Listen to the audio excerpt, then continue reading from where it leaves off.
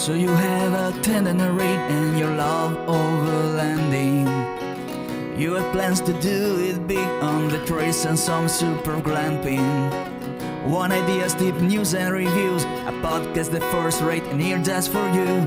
You don't have to think about it, join us and be about it. Something interesting we want to hear about it, come on let's talk about it. Welcome to Waypoint Overland's Random Waypoints podcast.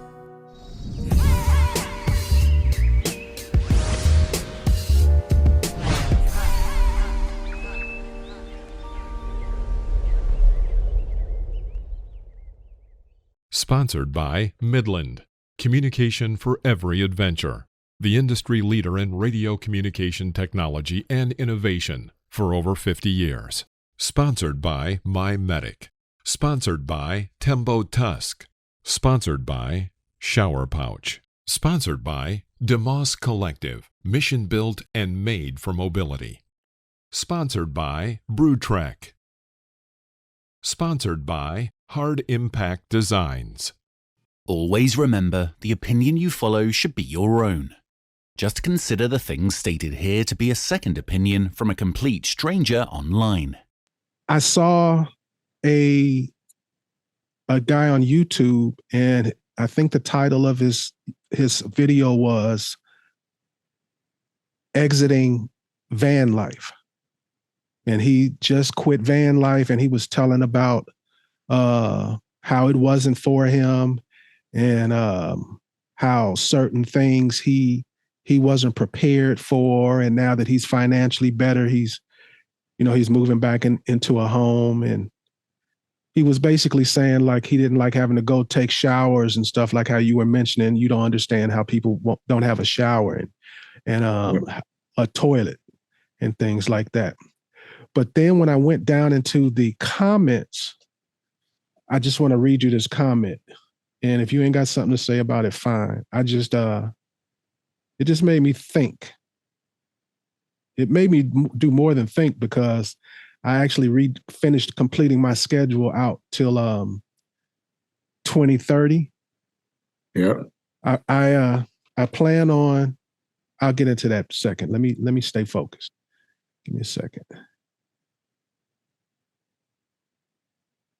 So this is what he wrote in the comments.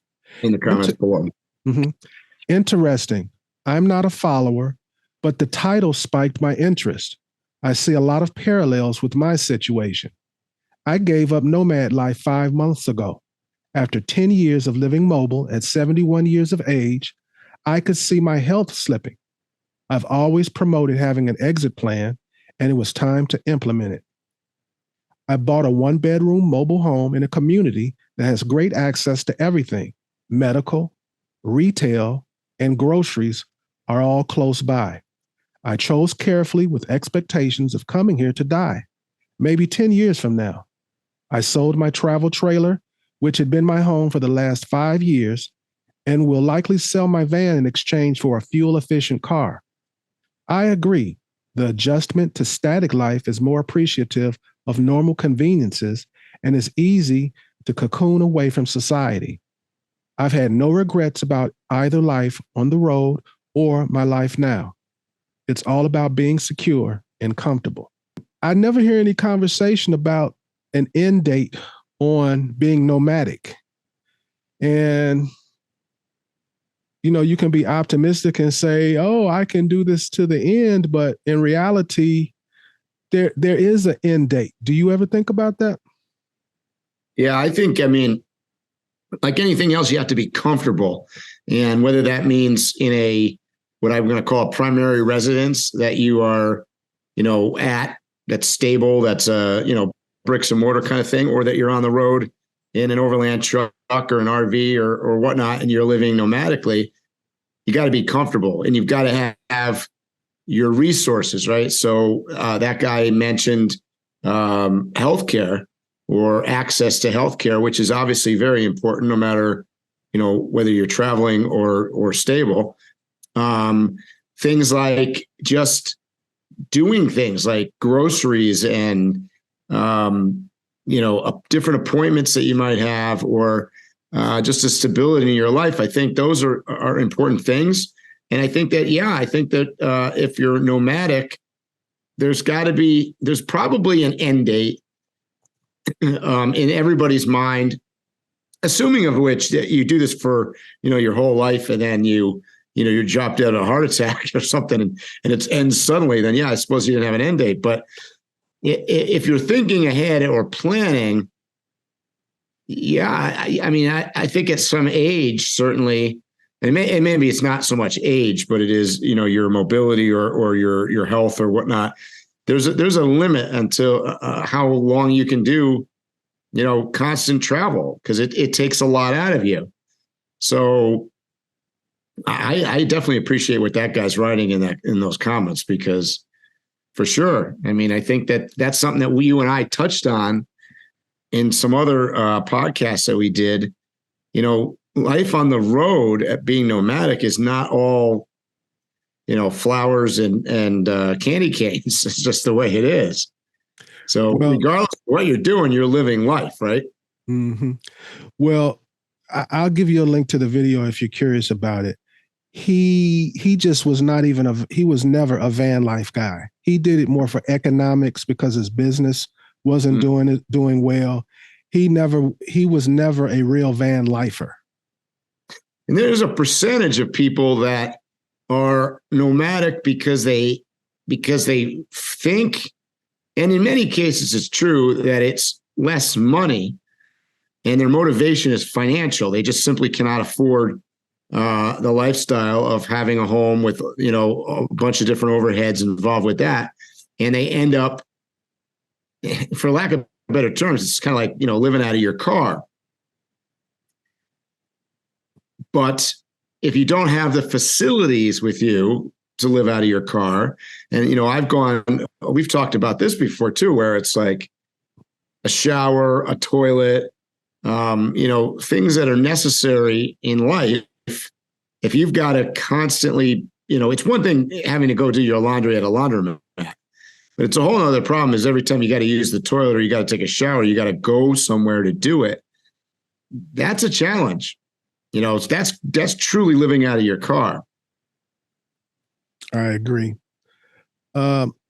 Reading that also made me, the reason why I wanted to ask you about it is, from my observations, I don't know how accurate it is, but I get the impression a lot of nomadic people have not thought about the end. They haven't thought about the day, they stop being mobile. Well, I'll tell you, my experience so far, and having been on the road full-time on this trip for nearly 3 years, and I've nomadically traveled before in the past. I spent a year in Africa. So I have some experience with, fairly long-term travel on the road. I always think about if there is an end, when the end is, what is plan B? What is plan C? I think you always have to be thinking about that. And to that point, I've also progressed over time. So I think that my nomadic lifestyle setup now is more conducive to doing it at a longer period. I think a lot of people, from what I've seen, don't make it more than, say, 10 months to a year and a half. That's about it. I know a lot of people that have come and gone in the 3 years that I've been on the road right now. Me too. Constantly, right? Mm-hmm. And a lot of that is, I think they haven't thought it all out. They haven't really come up with what plan B is, what plan C is. They haven't thought about, where am I taking a shower? Where am I getting food? Where am I going to the doctor? They haven't really thought about all this. They just, I think that maybe in many cases in the beginning, they got into it almost in a romantic way. Hey, this is going to be cool. We're going to build up a truck. We're going to hit the road. We're going to see wonderful things and meet amazing people. Now, that's all true, right? All that does happen, but absolutely. But there's another side to that. You're not spending your whole 24 hours a day in euphoria where you're just seeing great sights and meeting people. Sometimes it's about challenges. There's mechanical breakdowns. You get sick.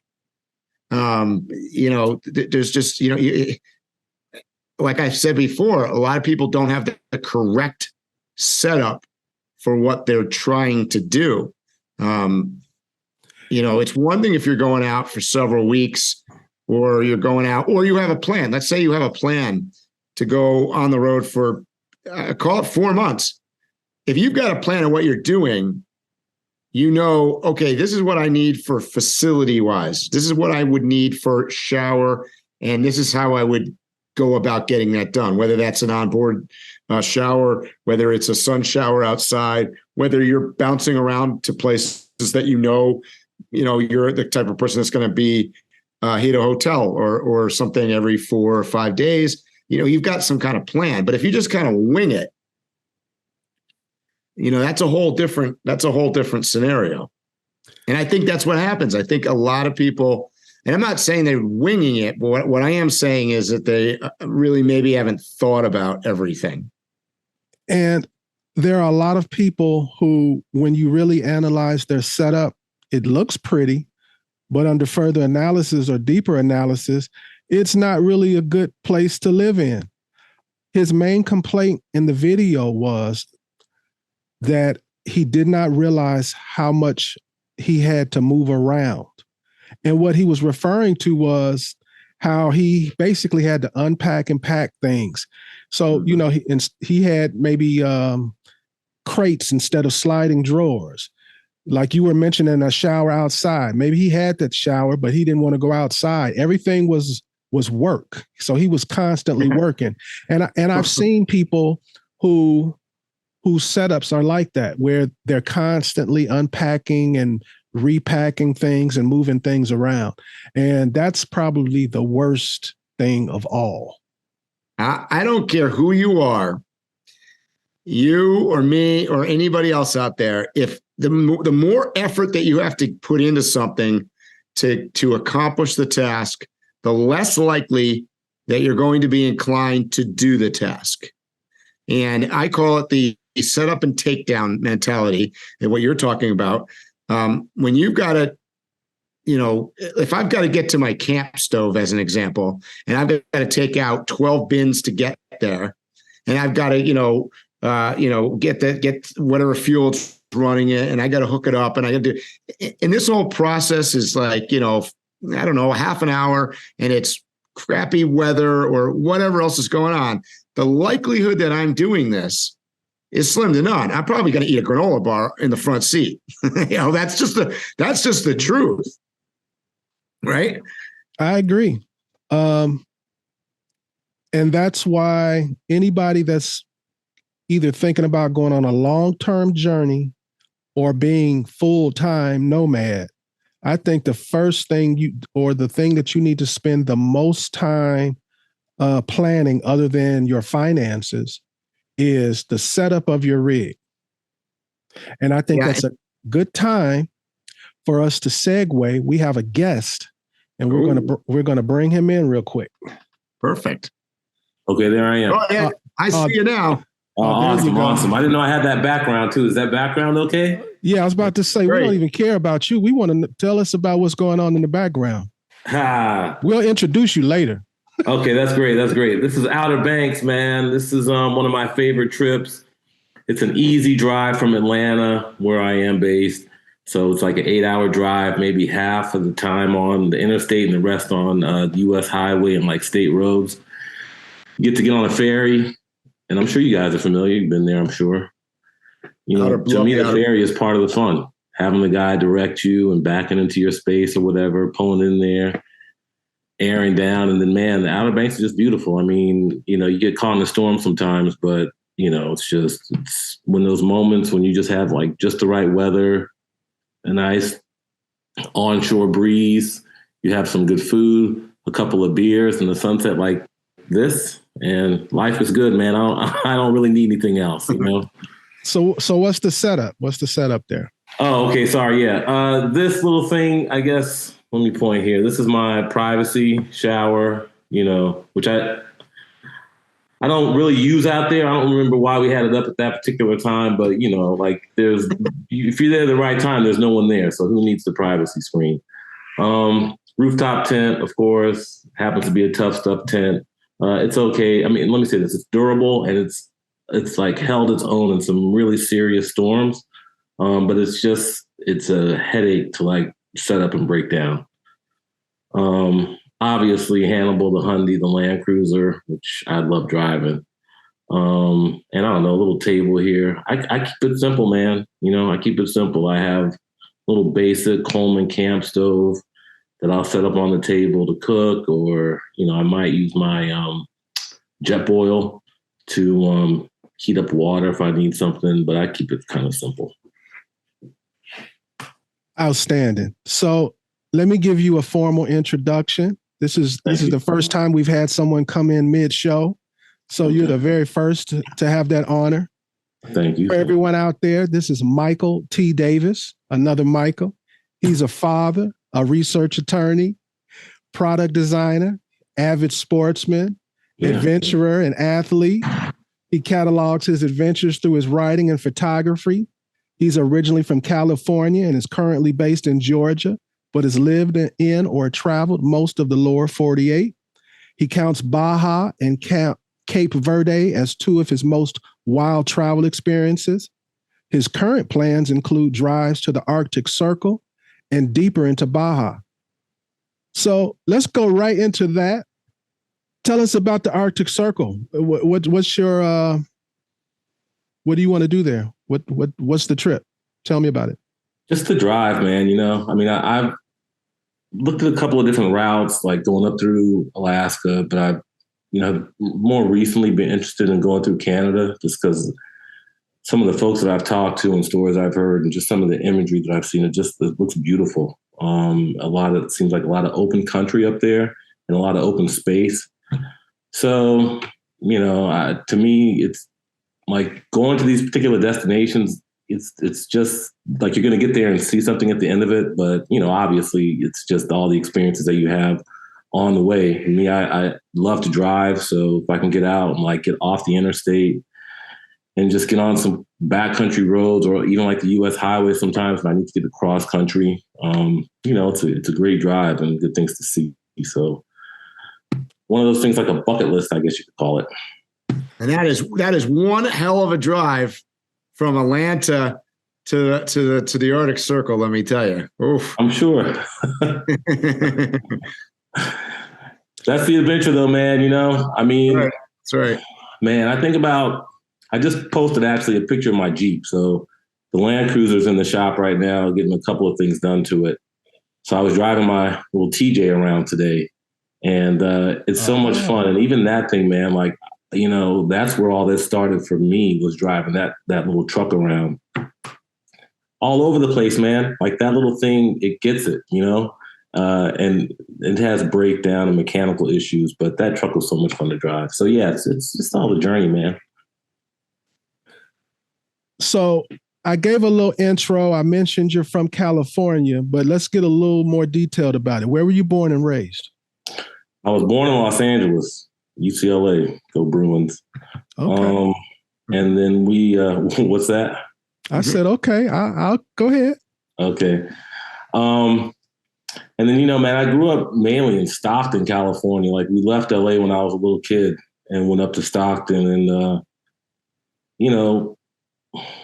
I'm like thinking back to my youth and just how special it was to be able to spend so much time outdoors, not necessarily camping, even though we did that, but just being able to play, like ride your bike around all the time or whatever, skateboard and stuff. So it was really cool. Like growing up there, had for the most part anyway, like a nice mix of people and stuff. And we left California when I was like 13 and went to New Mexico. And I was there for a couple of years. I guess we were, and then moved from there to Michigan. So that's like I've lived in a few different states. Ended up in New York for a few years, which is where I went to law school. So yeah, man, just like a lot of travel back and forth, I think, and moving around a lot. And when you're a kid and you move around, it's like unsettling because you have your group of friends and then now you have to leave them. And back in 83 or 4 or whatever, like there was no internet, right? You had to be pen pals with someone or something. So it's like you lost a lot of friends, but then you also had to learn to adapt to new situations, like be the new kid in the room or whatever. And I think that benefited me because you just learn how to be flexible, really. And you also learn the similarities of people, which I think is important too. So a lot of moving around when I was a kid, but I think overall it was a benefit. So during your growing up, did you do any overlanding or camping or any outdoor things like that?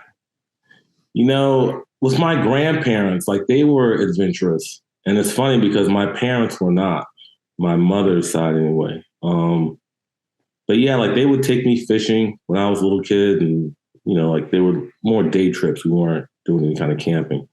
But my parents did actually send me to a summer camp when I was about, 11 or 12. And I think that was my first introduction to like camping.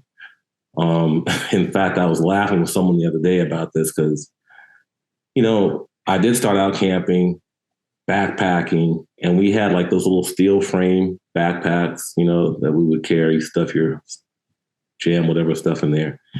And we didn't use tents.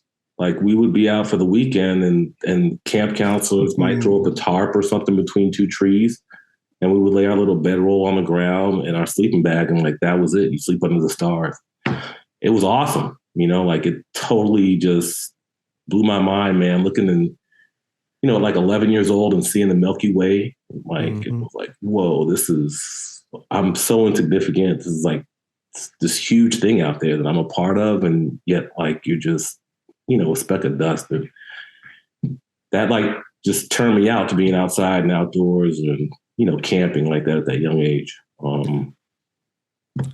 So you went to law school in New York. Are you an attorney now? Yes, I am. I know the answers to these questions, but for the interview. And how long have you been an attorney? Man, I graduated law school in 1999. And I passed the Georgia bar in 2015, I think. So a long time I've been doing this. I'm sick of, and let me be careful, I'm sick of where I am, right? There's so much hypocrisy right now, man. And I happen to work in the federal courts. And so, I think from my spot, like I have a unique view on how things happen. I'm over it. I'm over it. So I think that there's some good out here that can be done, but I was talking to a friend of mine today. It seems like these kind of conversations is where the good happens and like where we can build off of. Getting emotional a little bit because, it's like, there are people pulling strings and always those people, like, they don't care about us. So unfortunately, sadly, it's usually about money, right? And it's about an agenda and it's about a lobbyist and it's about, it's not ever about us. It isn't, until like, let's stop behaving. But, I think like the pandemic, man, to me anyway, from my perspective, it really, it opened up a lot of people's eyes to that, and I think already people were feeling like, this is BS, the way things operate. But, I was talking to one of the women at work today. It's like, if you look at studies, they'll say that productivity went up during the time when people were working from home. Well, now it's like, why are all the bosses ordering people back to work? What is that all about?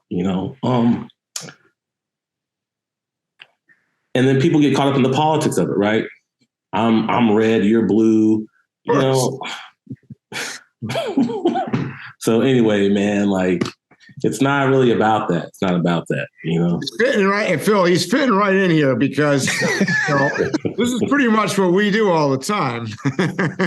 we go right off tangent, and we're talking about politics or something else. But yeah, so, I've been watching, man. I love it. I love what you guys are doing. I really appreciate what you guys are doing. I've been paying attention, and I want to say I'm not ready for an electrical vehicle, maybe to like drive around town, but that's a bunch of BS. I think it's great to see that there are like women in the taking the lead in this industry and just being outdoors. And I was surprised that what you guys were saying, that you see more women traveling solo and, you know, their partners, whatever, too, than you do men. That's a fact. That's interesting. But man, I mean, really, if you think about it, women tend to be more brave than men do anyway, just in life. You know, I don't know if it's because they give birth or whatever it is, you know, but so. Won't get I ramble, man. So you got to interrupt me and ask me a question. Oh no, you're fitting in quite well. This is how it goes normally. We be all over the place. Yeah, exactly. Good. So let's talk about Overlanding. Yes. How did you get into it? How did you hear about it? Let's start from the beginning. You know, I think I heard about like an Overland Expo, like the Overland Expo, maybe around 2018 or 2019. But, you know, I just wasn't focused on that in my life. I mean, in terms of an expo. Like I said, I've been driving that Jeep since 2005. I guess it's 04. I got it in 2005. And I was already into, like I said before, hiking and backpack. So it's kind of like now I can just go a little bit further and, you know, take the Jeep somewhere and like have that off-road adventure and then eat lunch or camp or whatever.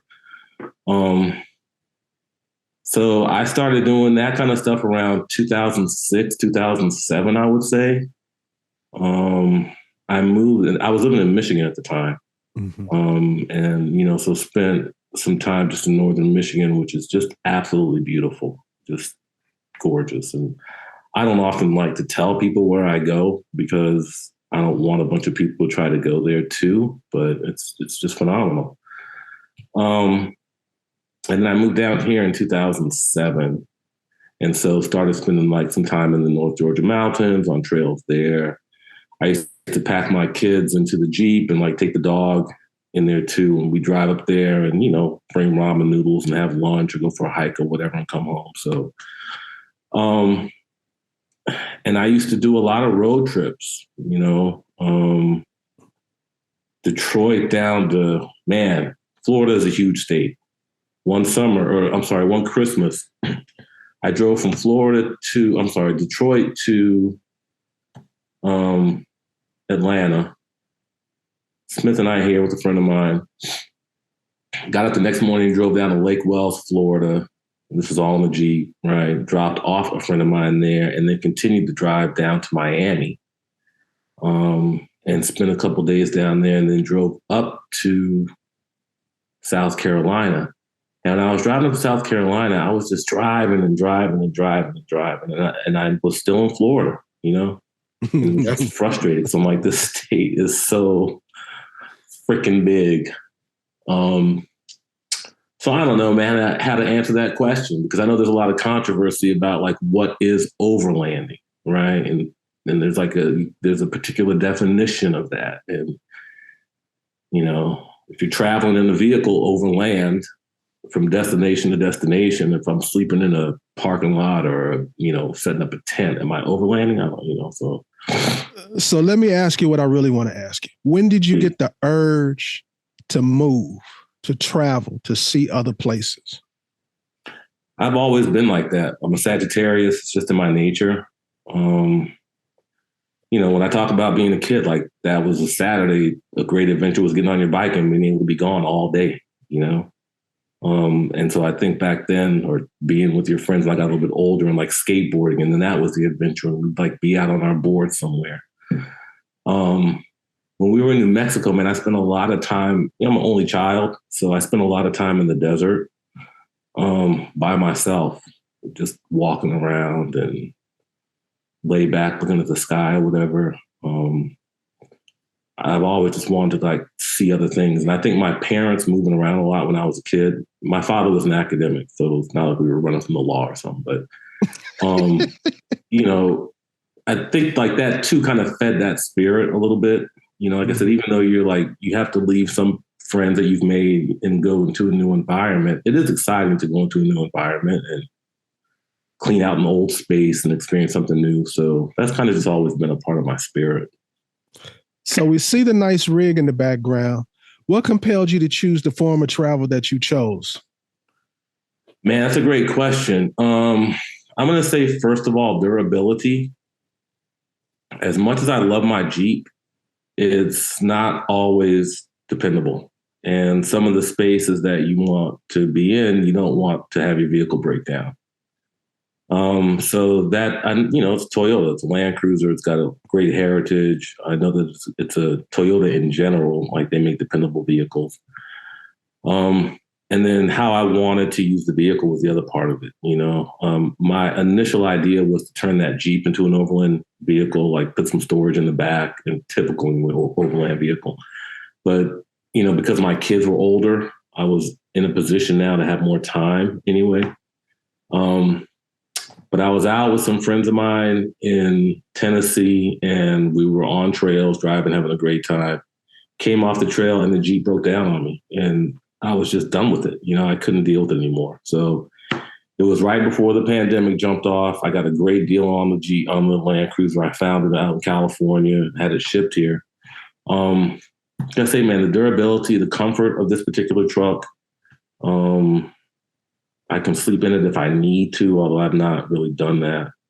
And I feel like it's going to get me where I want to go and come back. And I think it looks good. So it feeds that part of my ego too. So now that you've got your rig, you started going on some trips or anything, what were the hurdles to getting to that point? Whether that be money, family, time, whatever. I mean, I think at this point in my life, it's two things. It's this current bill paying job that I have. And then money, really. I mean, I've used up a lot of my vacation time. So, like you only get so much time when you can be out. And then, it's like, what do your resources allow you to do? How far can you go? So if I have like enough time and one of the things I'm working on now, I think as many other people are, is like figuring out, you go to school, everyone says, go to school, you got to get your education, and then you get one level of education, and then you have to get like another degree. And like, if that's supposed to mean something, it's going to get you a job. And then when you get that job, you're going to be happy. And, not necessarily. I mean, we have lifestyles, but I'm not really sure that the lifestyle feeds us the way that we need to be fed. You guys are inspirational to me because you're living the life. And I know that there are struggles, don't get me wrong. Like, I'm not, what's the word I want to use? I don't have any sort of illusions that there aren't challenges that people face out in the field. I know that, but, So ironically, before you came on, that was the theme of our conversation. Is that right? Yeah. That's what we were talking about. We were talking about people full-time on the road. And, obviously everybody always thinks that that's like, candy canes and fairy tales, but what Phil and I were just mentioning, like right before you came on, was like, I think the average person is only making it, maybe 10 months to a year and a half if their plan was to go full time. And I wonder what your thoughts are on this, actually, because what we were talking about really was that we don't think people sometimes not intentionally, but they fail to plan. They're not thinking about everything that they need to do because life still goes on. You still have to go to the doctor. You still got to go grocery shopping. You got to get laundry done. You got to take a shower. You've got to, be able to use a toilet somewhere. Whatever your facilities are, you got to think about all these things. And I like the way you brought up the vehicle too. I mean, comfort. I talk about this all the time. You got to be comfort. You got to be comfortable. You'll never make it otherwise. Yeah. Yeah. One thing I've learned is that I cannot drive with my wallet in my rear pocket. It's not super fat, but it's big enough. Like it causes some kind of discomfort. So I can't do that. I think people have like bought into what they see on YouTube, obviously, right? Or what they see on Instagram. And it's like, oh, I can go do this. One of the things that I encounter, because like when I'm out here, often I'm by myself because it's hard to get, time with other people and other people's schedules and this and that.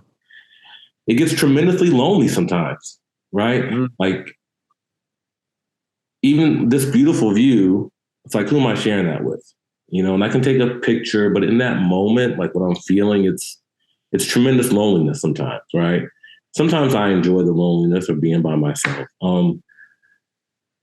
If you're traveling with someone, I mean, like, how well do you have to know that person, right?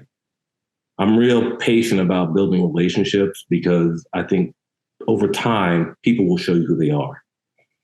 They'll show you immediately, but that might, like, the first impression, maybe not is always the best, or, you know, but if I observe you for 6 months, 8 months, a year, 2 years, I'm going to get an idea of how you function and operate, you know, if I choose to be around you that long.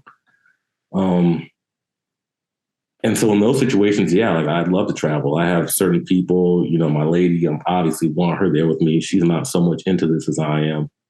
I got a couple of buddies that I'm like super good with, and we can travel together.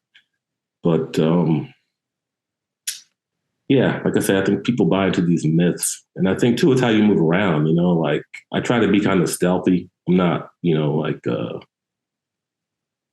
sleeping in the parking lot kind of stealthiness, but you know, just because of the climate sometimes, man, and how people think in this country, I might prefer to show up at a campsite when it's a little bit darker or later in the day, you know, just to, or like find a spot off in the cut that's not going to attract a bunch of attention, just for my own like feeling of safety and security, but just for privacy's sake too, you know.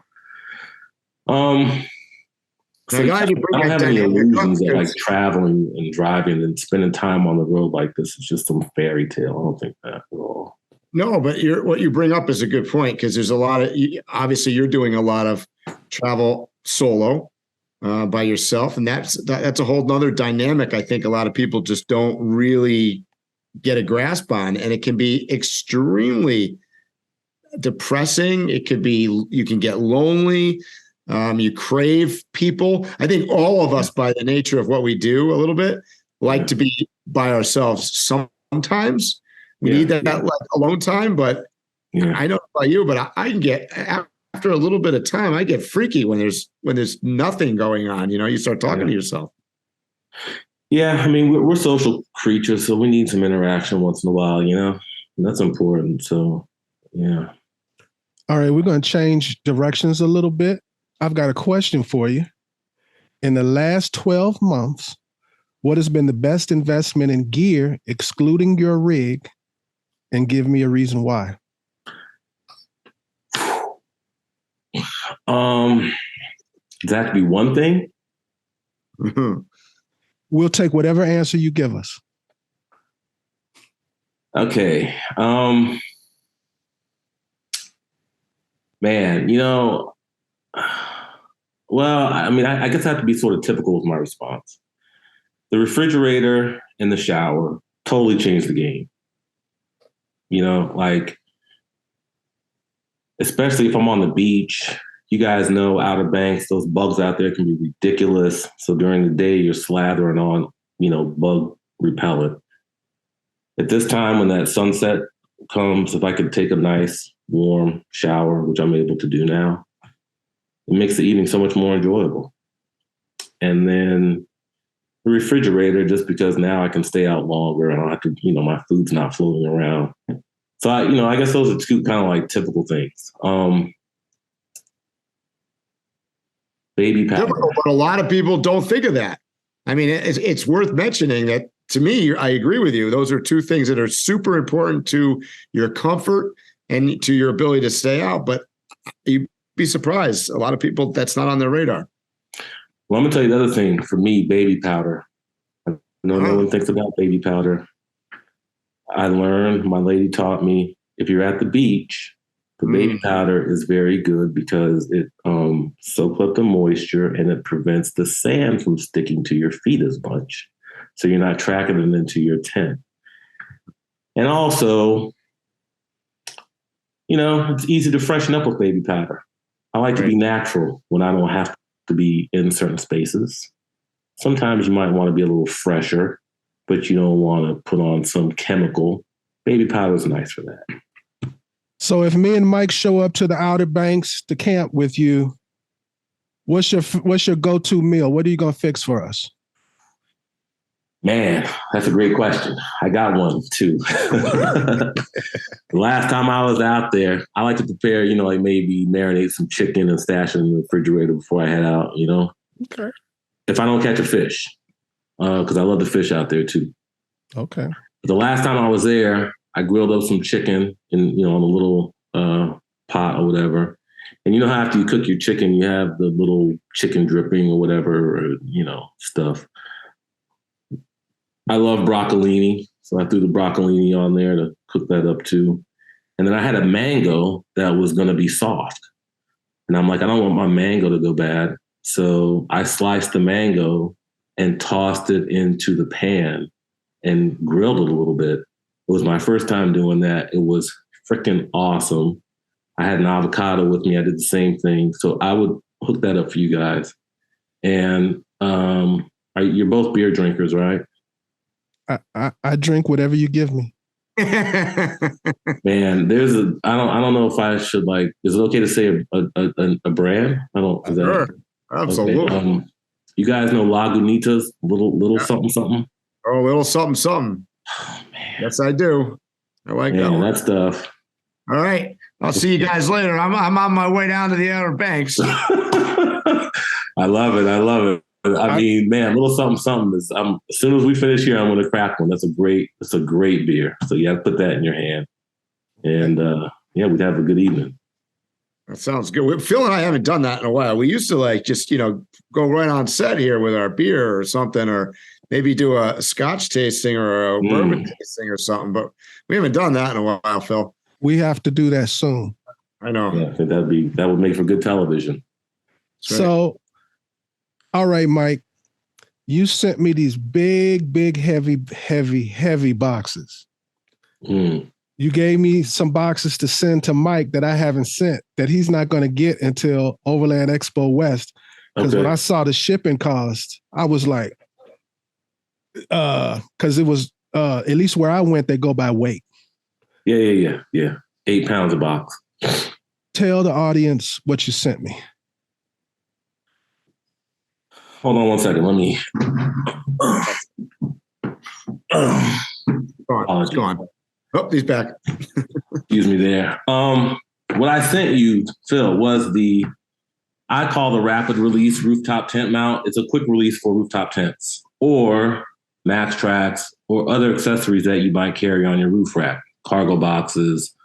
People have talked about kayak holders, even awnings. It's a very simple setup. I'm not sure. Oh, great. You can see here. Yeah. This is just a model that I carry around with me here in my right hand. This is just a sample of a crossbar on the roof rack. You see it's a dual channel. So that's what the lower bracket is set up for now. And this happens to be a tent rail from 23.0. And I just mentioned that because my kit comes with an adapter that slides into the tent rail that the lower bracket bolts to. So you'll see here there's a little pin on the side. You pull the pin out and your tent comes off your vehicle. Mm-hmm. And when you're ready to take off on your adventure, you set the tent on top, slide your pin through, and you're ready to go.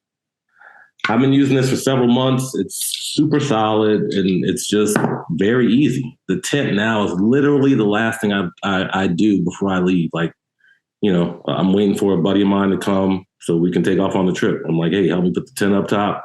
I put the pins in there and within 5 minutes, I'm ready to drive.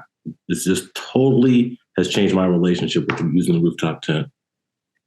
Very cool. So my plan is I'm setting up a new rig for this year, and I'm going to be more than likely using a set for the rooftop tent. But could you list for us some of the general ideas of what you can use it for beyond just a rooftop tent? Yes.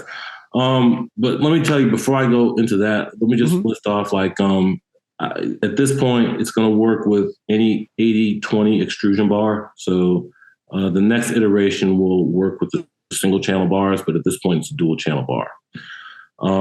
I'm sorry, Phil, give me your question again. What was my question, Mike? Some of the setups to work with besides the tent. Hey, you were, other than rooftop tents is what you were asking, Phil, I think. Yeah.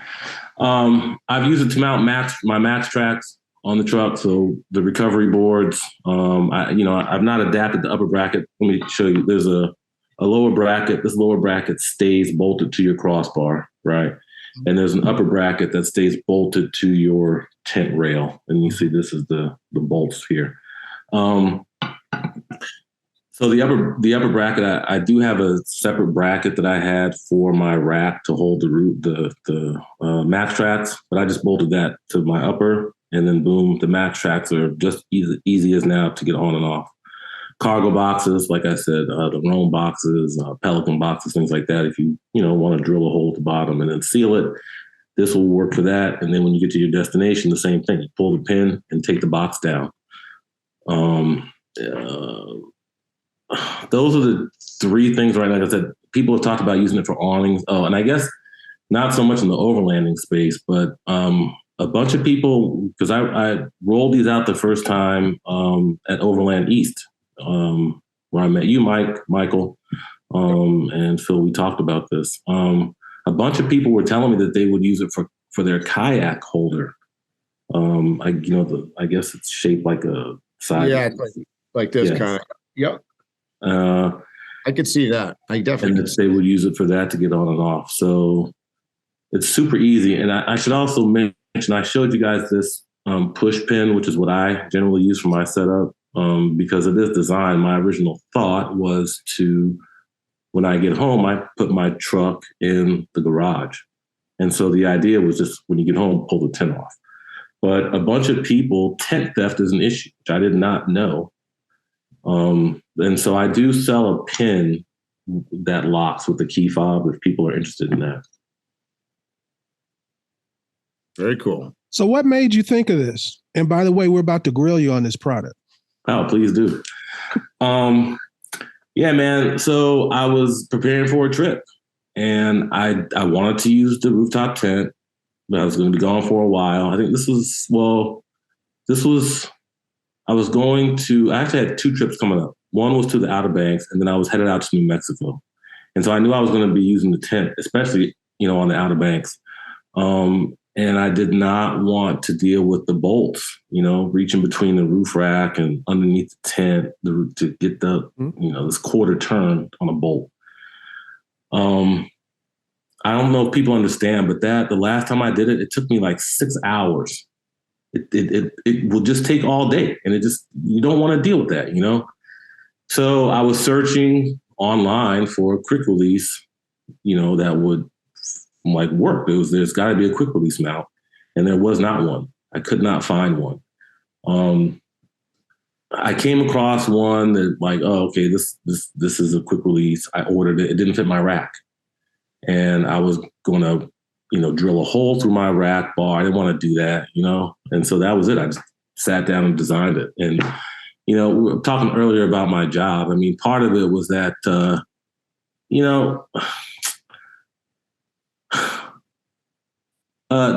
qualified people aren't always in positions of authority. And so I was thrust into a position where someone who was unqualified, right, was in a position of authority over me, and I have authority, but it was me the boss, right?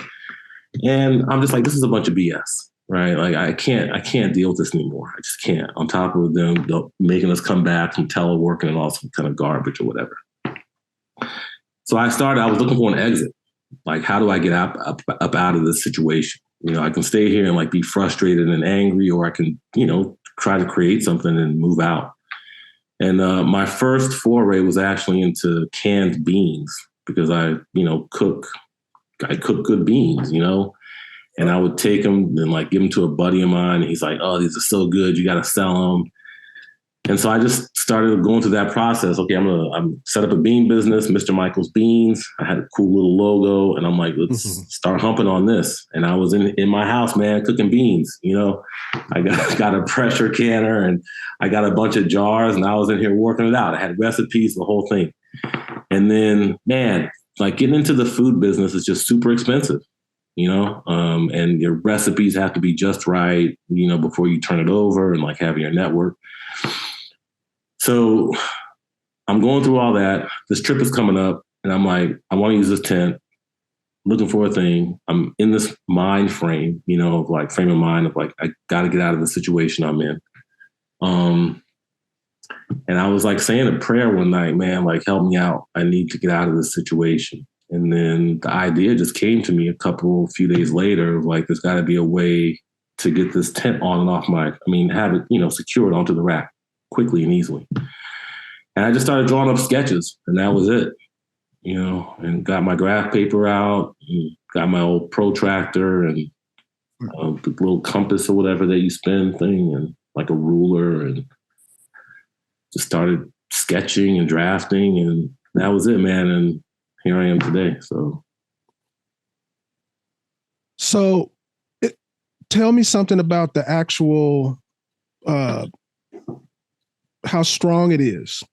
Good question. This is made out of steel. It's going in either the end of this week or early next week for the, what am I looking at? I guess the dynamic weight rating, but it's well testing. Thank you. Sorry, that's what I'm looking for.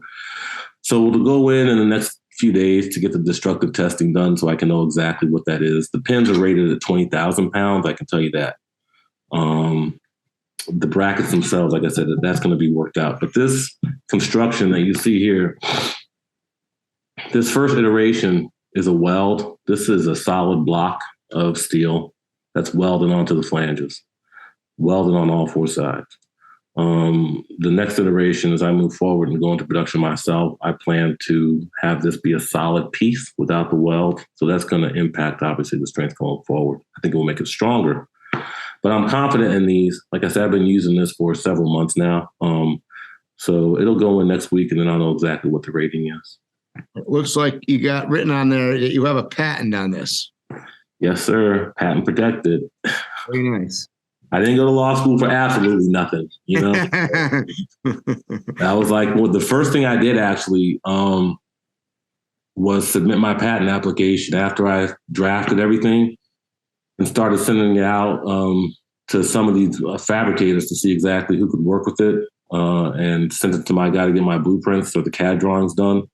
That was like, I jumped on that immediately, just to get that application. And, I've already identified there are some people I think who are violating it. So when it finishes and comes through, then and we talked about that. Yeah, like we talked about that was a very important thing to do. Yeah. I've been around this industry for a while now, and I know people who have stolen people's ideas. I know people who have just carbon copied the idea and showed up in a stall in the same lane at an event. Yep. We've talked. People are bold, man.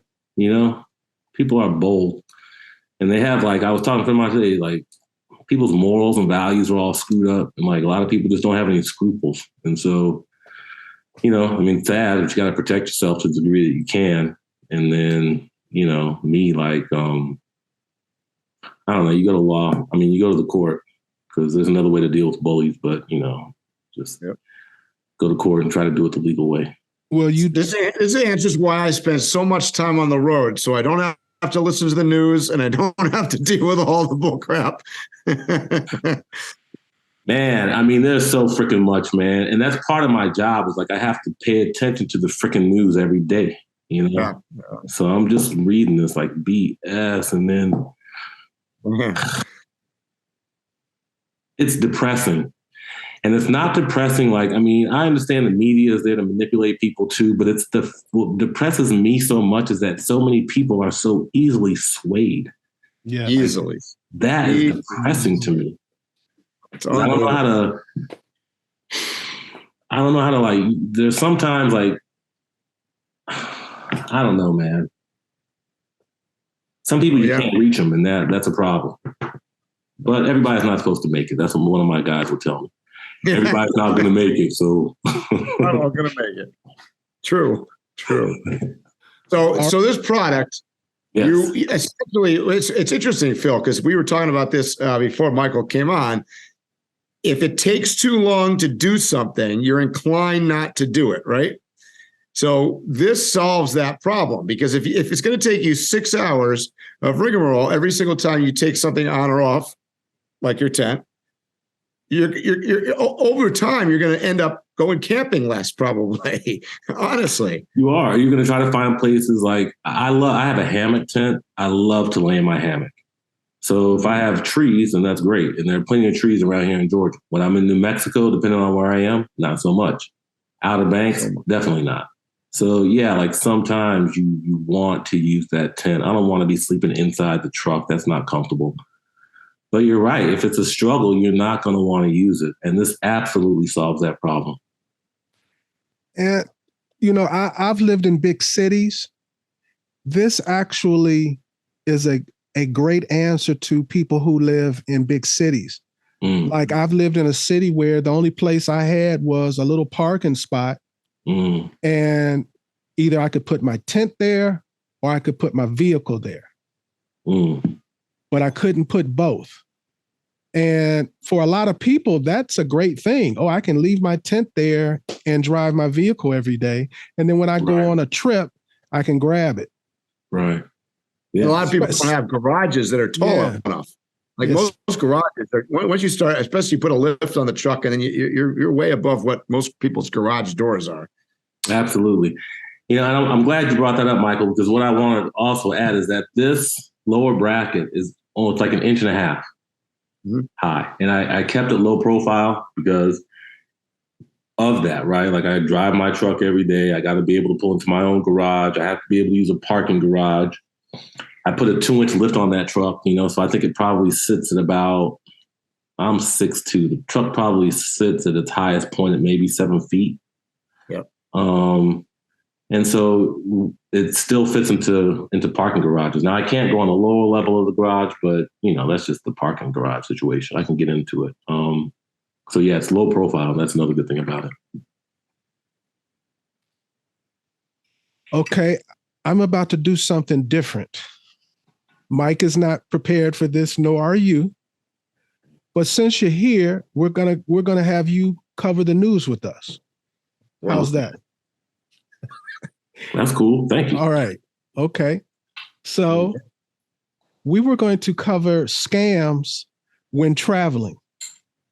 Scams when traveling. Okay. Okay. Is that in the news, Phil? Well, it actually is in the news. I was reading the travel warnings that are currently in effect for countries, and that's what made me think about it. Guatemala is at a level 3.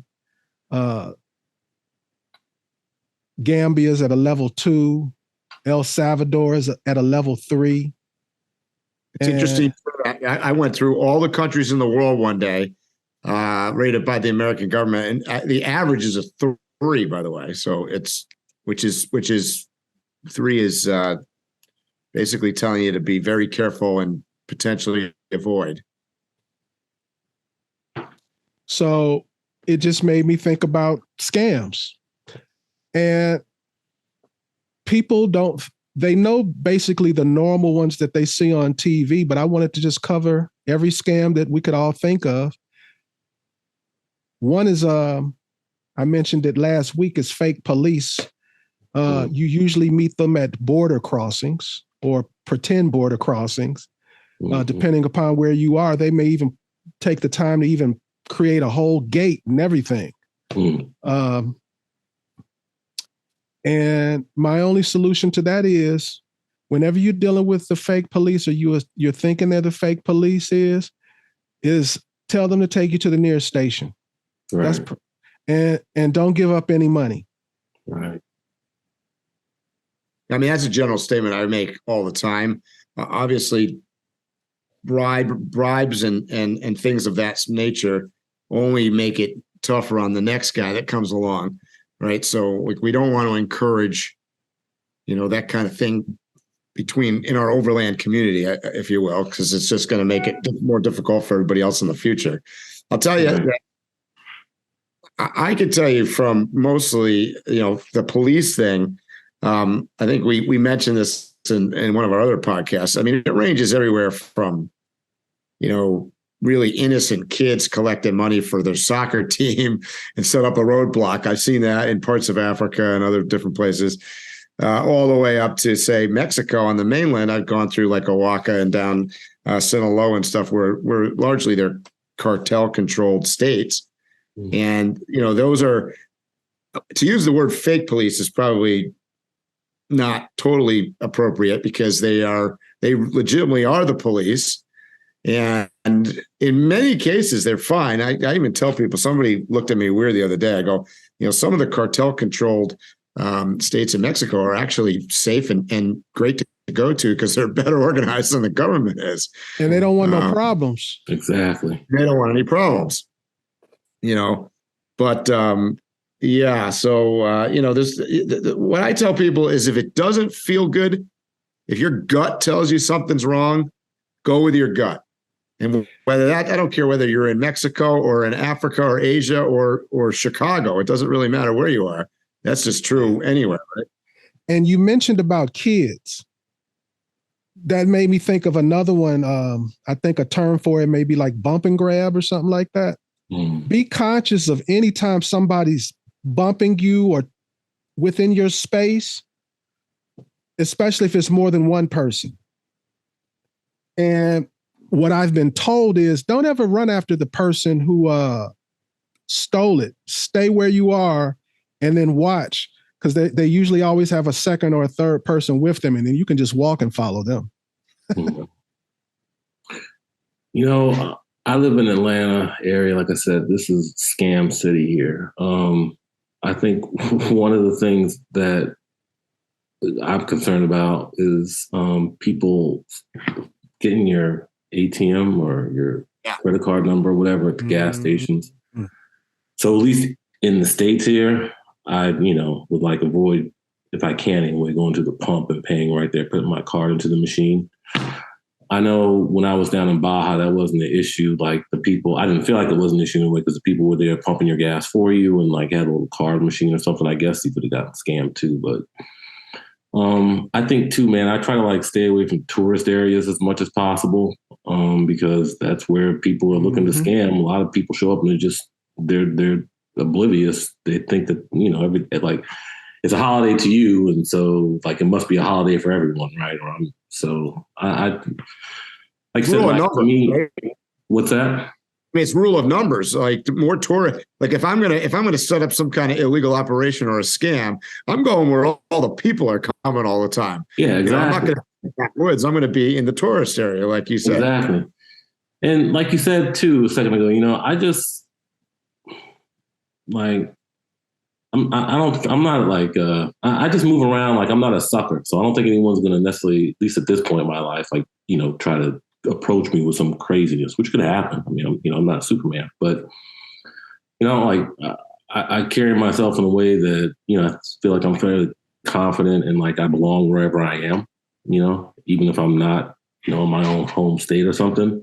And then you have to be aware of what's going on around you. Like you said, I mean, I don't think it really matters where you are. You can be any place and become a victim. So you just kind of have to pay attention. And then sometimes you might have to just accept a loss, Have either of you experienced any kind of scam? I've only been scammed once in my whole life. And it was a taxi scam. And it was just basically, he overcharged me. Any of you guys have actual scams that you've experienced?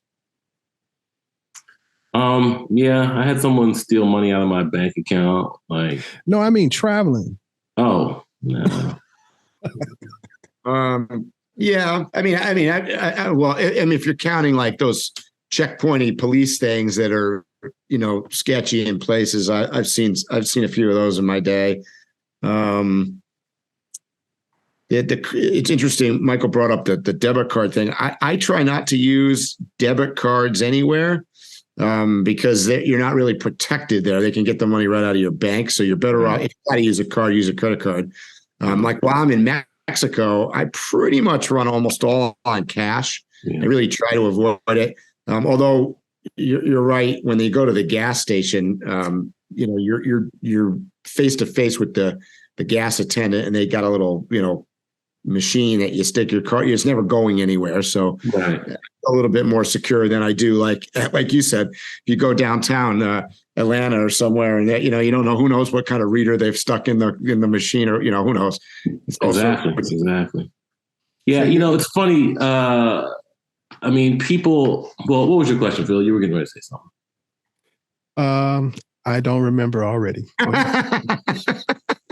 You were asking whether or not we've experienced scams. I mean, it was something about the last thing that you said, and I don't remember what the last thing was you said. It was about the cards. You kind of alluded to it, but for the audience, it's a good idea to have a throwaway credit card where when you need to use a card, but you're skeptical of the situation, that's the card you pull out. Mm-hmm. That's what I do. Yeah, I pull out the card according to the situation. Yeah, right. Yeah, that makes sense. Yeah, I keep different things in different parts of my body too. Like I won't put all the money in one place. I usually will carry more than one card, like for that reason. I have a neck thing that goes around my neck, and it's a pouch, and you shove it down. I went across Africa and Europe with that, and nobody knows because he avoids that bump and pickpocket thing, like you're in a big square or something, and somebody's trying to pull something out of your pocket. So it's just simply not there. So there's lots of things you can do. I tell people, don't ever look glitzy. Leave the nice watch at home. Leave the, just kind of look like if, you're wearing your sweatshirt or whatever and fit in with the rest of the people that are around. Don't look out of place. And like Michael said, walk confident. To always be, if you look like you're, cowered down and afraid, it's like animals detect that, right? Your dog will start attacking you. Yeah, for sure. So let's make that a segue and go into things to always have on your person when you're traveling and crossing borders in third world countries. Like obviously, probably any information that's worth its gold is going to first list. You should have copies of your ID and passport and all your important paperwork, medical information. Some even go as far as to say maybe having it on a little SD card in another pocket or something like that. So my first contribution is having all your documentation and having copies of it and not having them together. And my personal tip is I laminate my documents because the way I travel, they could get wet the second day of my trip. So just laminate. It's easy if you don't have something to laminate, go right to a little UPS store or something. They'll laminate it for pennies. Okay. Another thing. I laminate everything too. It's funny you say that. I didn't know anybody else did that, but I laminate everything as well. Oh yeah, I do my maps too. By the way, you can carry that.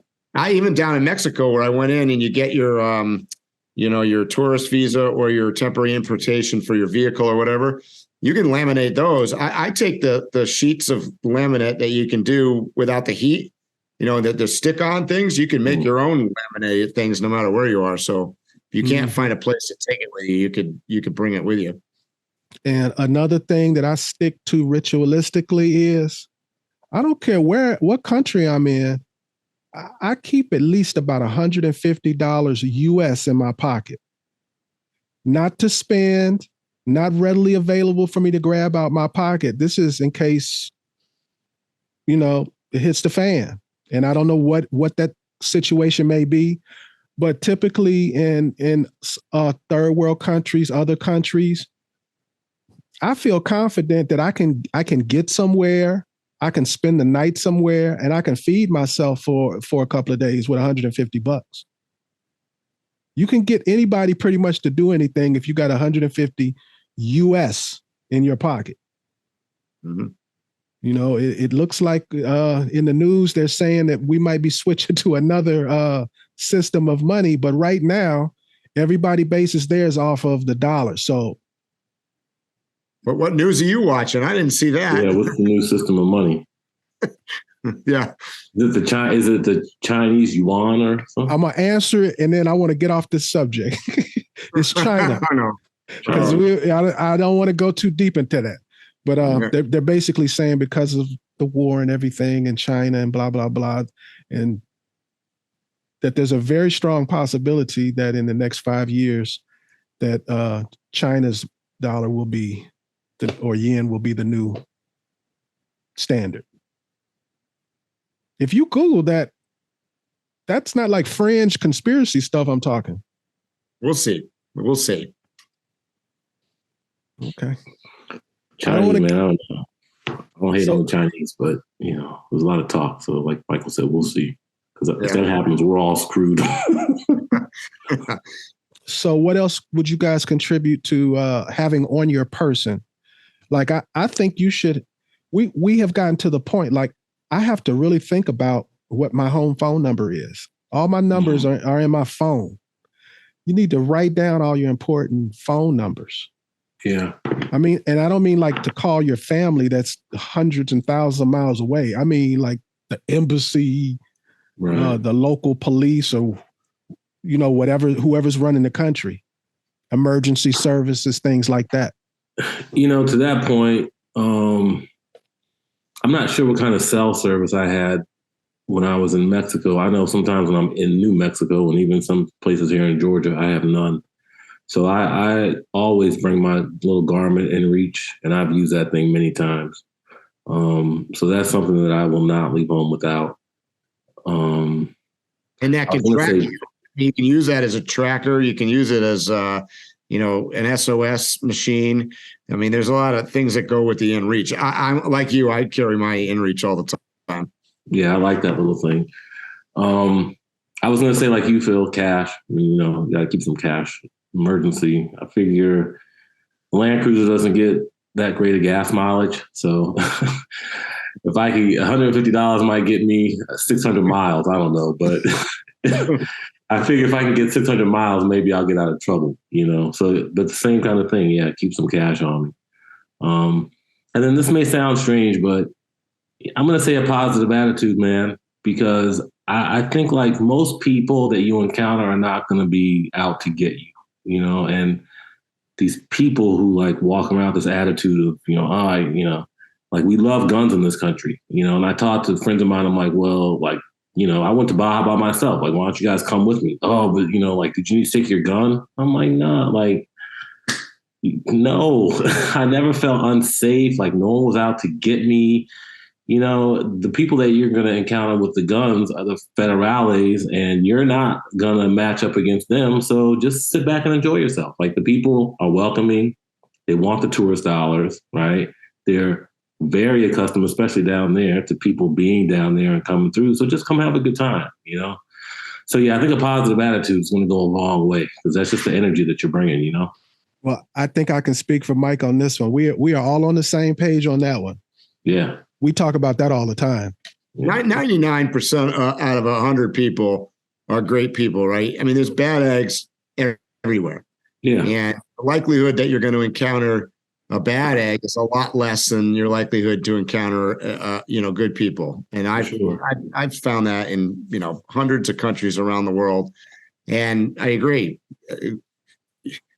People are like monkeys, right? That we monkey see, monkey do. And we feed off each other. So if you've got a positive attitude, likelihood is they're going to have a positive attitude too. Yeah, I agree. People generally are interested in us, right? You're traveling. It's an interesting story. Yeah. Any other contributions on what you should have on your person? Might get some disagreement on this. I think you should carry hand sanitizer. And not because I think those people are filthy or something like that, but some places it's hard to get good, clean water. And then you can just squirt and you're good to go. Oh, you mean to wash your hands. Yeah. Mm-hmm. I trust me, if I'm with my truck, I always have that orange, what do you call that? That shop stuff. Cause I am filthy. Oh, yeah. Like anywhere near my truck and I'm dirty. Yeah. And I like to carry little cable ties. Just the little ones. I swear to God, just 3 little cable ties. You'll be shocked at what you can fix or what you can be on a trip. There's things that I still have a cable tie that I use to hold it, and I've never repaired it because the cable tie has worked so effectively. Lots of things. I'm gonna say baby wipes. I guess that's just something in the car, but to your hand wash. No, you can get you have a little packet. You can have a little packet. I keep a little packet in the glove box. I don't like the hand sanitizer stuff. I feel like it leaves some funky film on my hand. Yeah. So I like baby wipes. Oh, I'm gonna tell you something else. My toilet. I'm not leaving home without my toilet. Oh, I get it. Well, if we're talking about what we're bringing with us, I got a roll of duct tape. I don't go anywhere without duct tape. I got some of that too. Oh man, I put that up there right with the cable ties. You will be shocked at what you can fix with. Yes.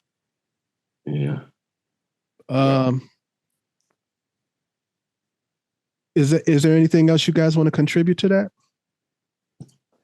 One thing I always bring with me is my journal, or just my notebook. So I'm jotting down, especially now with hard impact design, so many ideas and things. So I'm constantly keeping track of my notes, or when I am able to get someplace and relax, like I do like to write. So then that gives me an opportunity, boom, I can just bust that out and write a little something. So there you go. Yeah, sitting right next to me. There you go. In fact, I'm sure, I don't know if you guys know this. I wrote, there you go, Phil, too. All right. And then see, here's mine. There we go. Perfect. I even have tabs on it, too. Yeah. Expedition Portal published an article that I wrote after one of my trips up to the Outer Banks about this little shellfish thing called the coquina.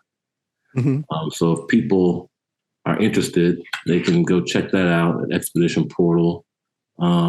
It's called On Humanity and the Coquina, I think is the title. Just Google Michael Davis. I'm gonna say, I think I saw that the other day. Yeah. Okay, cool. Yeah. It was cool to see your thing, like your words be published and experience. So, Mike, I'm going to do a quick little round of questioning before we get out of here. You ready for that? What's Me? the first? Yeah. Oh, okay, sorry. We're interviewing you, Mike. Nah, but when there's two Michaels, it's like, I don't know. We're confused. We're talking to both of us.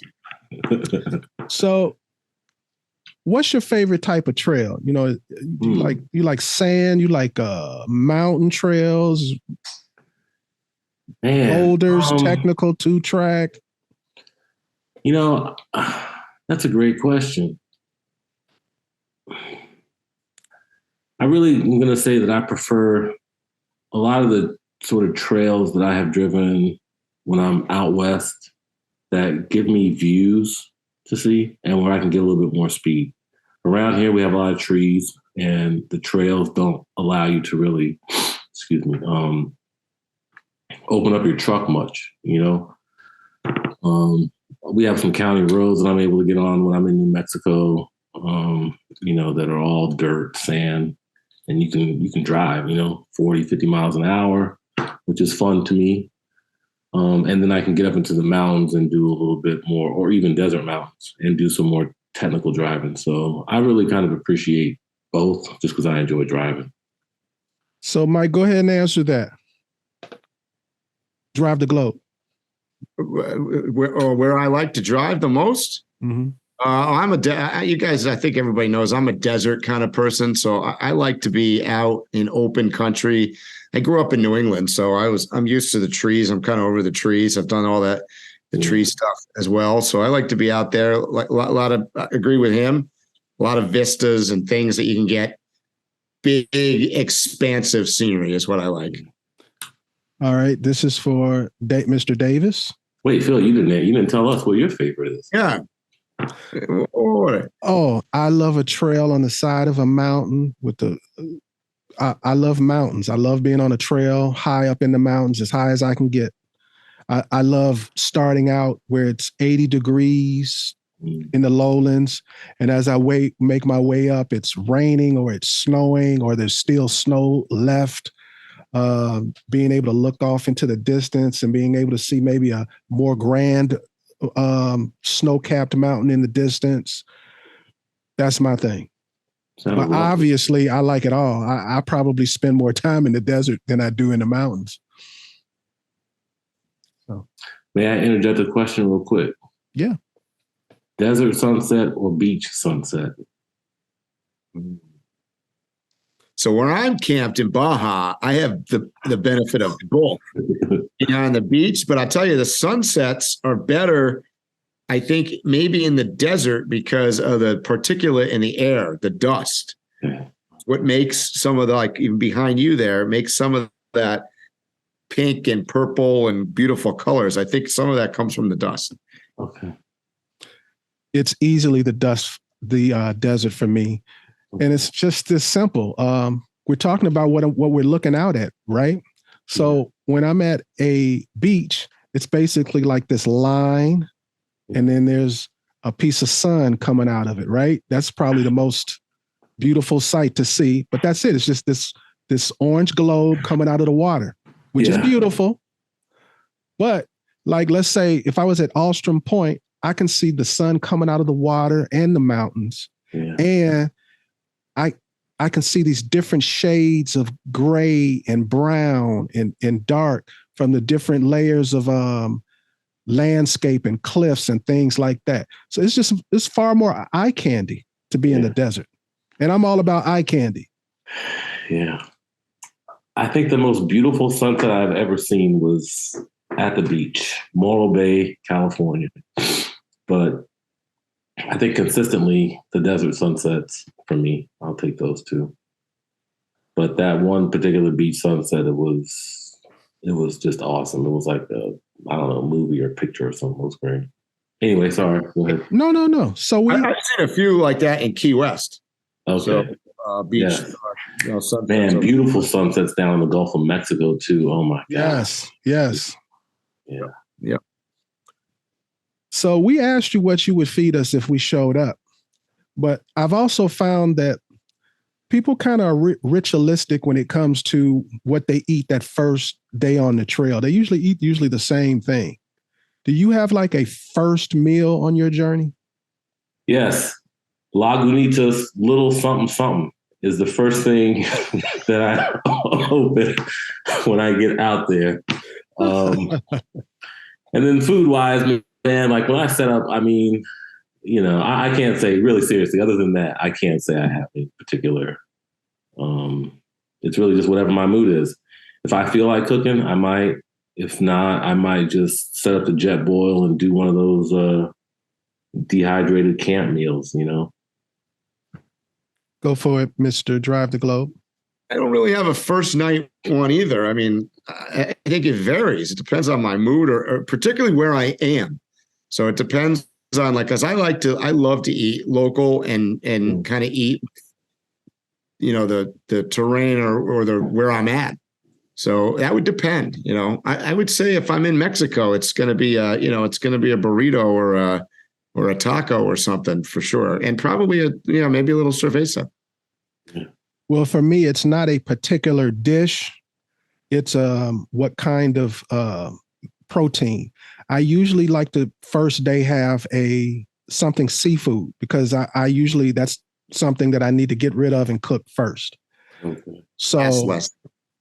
So, and you've hung out with me, you know, I'll usually do something like a stir fry with mussels and clams and lobster and shrimp and all kind of seafood in a stir fry. Or if I'm lucky enough to get a piece of fish, I'll pan fry that. But whatever it is, it's going to probably be a piece of seafood. So here's my next question. What's currently at the top of your bucket list for travel or overlanding or off-roading or anything like that? Man, I mean,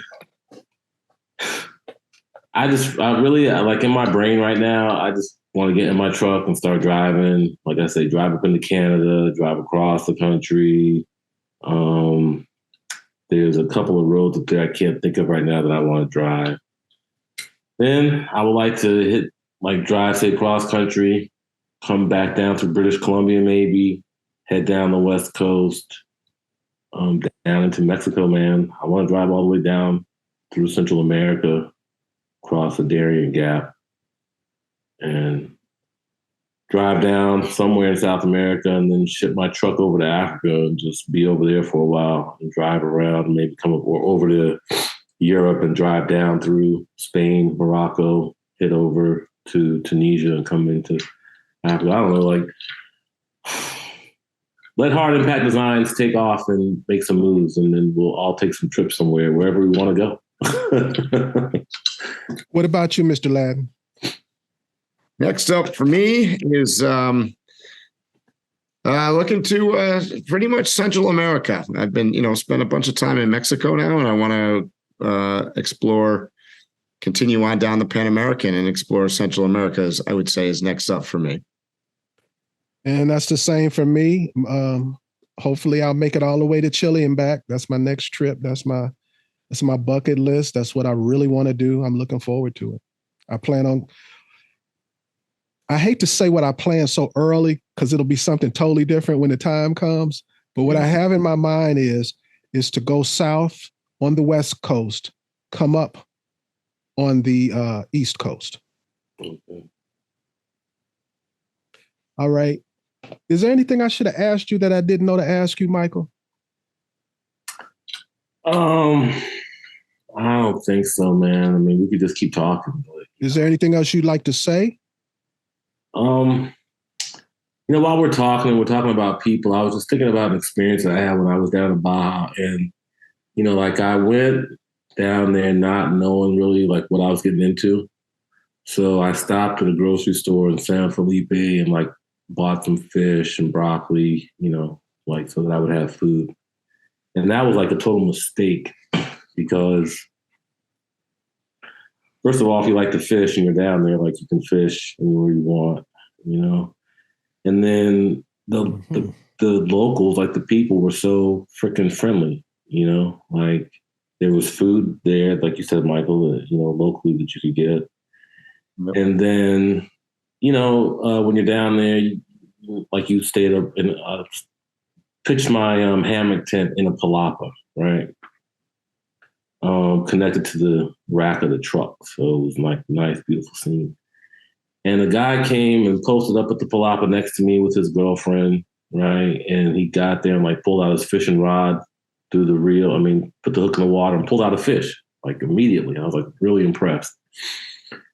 And then the next day he came to me and he offered me some ceviche, and I had never had ceviche. It was freaking great. It was fresh right out the ocean, and people's attitude is just to share, culturally, right? Oh, here. So I would just encourage people to let go of your fear and just be a normal person and just go experience the world. Because if it's not climate change, it's going to kill us. I don't know. It certainly doesn't need to be the next person. And people need to chill out. I used to push back on this idea. I would hear people say we live in an entitlement society, And I always kind of thought that was a talking point, but man, we do. Everyone just feels so entitled to their feelings, and I don't care what your politics are. Just chill out. Your perspective doesn't have to be mine, and that doesn't mean that we cannot get along with each other and enjoy an experience. So that would be my thing. My I guess parting statement. So, Mike, sadly, we live in a fear-based society, I think, in America, and it's interesting that you mentioned entitlement and the feeling of just, I don't know, pretentious or whatever. Because I have been experiencing this since I've been back. I've been here in the States for 2 weeks now, and I'm heading back to my truck in Baja next week. But it is. Yeah, it's weird when you spend enough time out of here and then you come back and you go, whoa, guys, you got one life. It's just one life. Can we get along and live it and focus on making friends and all getting along and just chill out a little bit, because I don't know, life's too short. And unfortunately, what I'm going to say, my last thing is, unfortunately, I think that people that or countries and places that we as Americans consider to be lower than us actually have it figured out at a higher level than maybe we do. And that's kind of a sad thing.